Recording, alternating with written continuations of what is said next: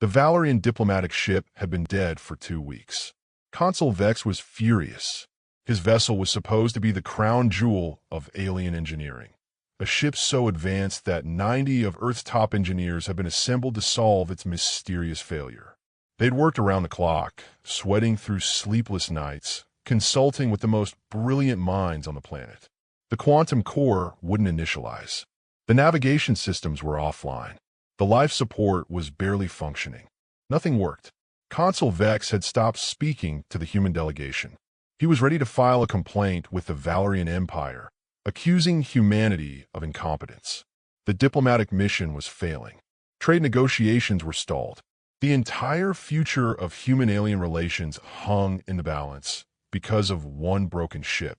Then someone suggested bringing in a freelance mechanic. Marcus Webb was the kind of person most people overlooked. He worked out of a cramped garage in the industrial sector of Los Angeles, fixing broken-down vehicles for people who couldn't afford the fancy repair shops. His hands were perpetually stained with grease. His clothes were worn. He'd never finished college. But he had a gift, an almost supernatural ability to understand machines. When the military liaison arrived at his garage with an urgent request, Marcus thought it was a joke. "You want me to look at an alien spaceship?" he asked, wiping his hands on a rag. 90 engineers couldn't fix it, the liaison said. "We're desperate.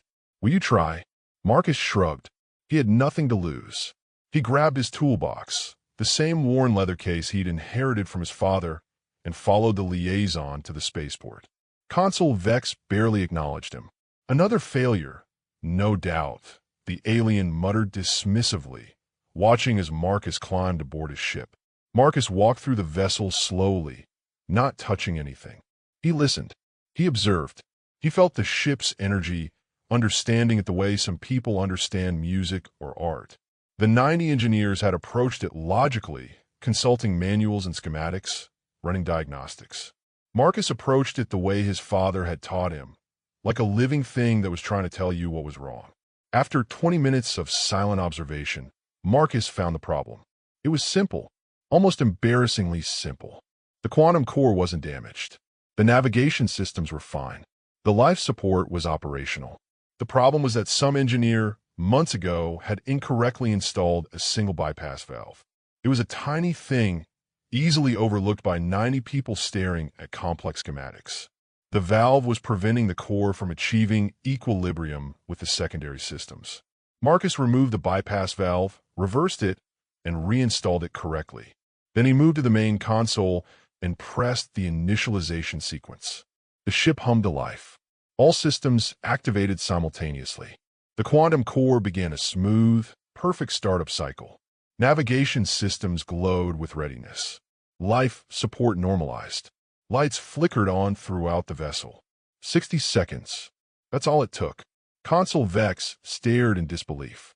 "Ow, how did you solve in 1 minute what 90 engineers could not solve in 2 weeks?" Marcus wiped his hands on his rag and shrugged. The bypass valve was reversed. Simple installation error.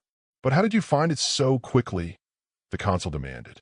Marcus considered the question. "Because I didn't think about it. I felt it. My father taught me that machines have a rhythm, a pulse. When something's wrong, the rhythm breaks. You listen for where the break is, and the fix usually reveals itself." The consul was silent for a long moment. Then he did something extraordinary. He bowed, a gesture of deep respect in Valerian culture. "You are remarkable," Consul Vex said. "You possess knowledge that transcends formal education. This is what my people have been missing. We build our machines to be perfect, controlled, predictable.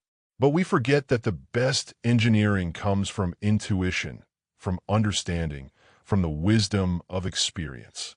The diplomat looked at his ship, now humming with life, and then back at Marcus. "I want to hire you," Consul Vex said, "as a consultant to the Valerian Engineering Council. We need minds like yours, minds that understand machines not as objects to be conquered, but as entities to be understood." Marcus laughed. "I'm a poor mechanic from Los Angeles. I work on cars." "Precisely," the consul said. "You work with your hands and your heart. You understand systems that the elite have forgotten how to see. This is exactly what we need. Within a month, Marcus had signed a contract that would change his life. He'd be consulting for the Valerian Empire, teaching their engineers that the most advanced technology in the galaxy was simple intuition combined with dedication. As Marcus left Earth on a Valerian diplomatic vessel, he thought of his father, the mechanic who'd taught him everything. His father had never gone to college either. He just understood machines. Sometimes, the most valuable knowledge isn't found in textbooks. It's found in the calloused hands of someone who genuinely cares about getting it right.